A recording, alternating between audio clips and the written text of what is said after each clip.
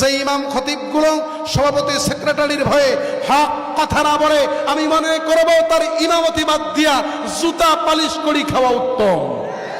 কথা কন, কথা কন, কথা কন।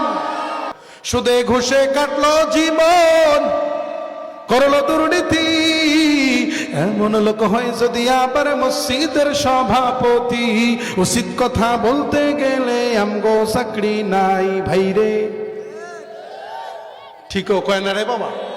আরে উচিত কথা বলতে গেলে আমগো চাকরি নাই, আমাদের কপালেতে শান্তি বুঝি নাই ভাইরে, আমাদের কপালেতে শান্তি বুঝি না।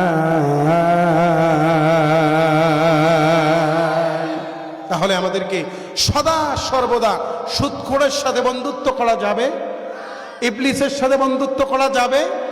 মনে রাখবেন, এই কোরআন যে ব্যক্তি মানবে, এই কোরআন কাউকে সুপারিশ করে জান্নাতে নিয়ে যাবে। এই কোরআন মানলে আপনাকে এই কোরআন জান্নাতে নিয়ে যাবে। এই কোরআন আপনার সাথী হবে, হাসুরের সাথী হবে, মিজানের সাথী হবে।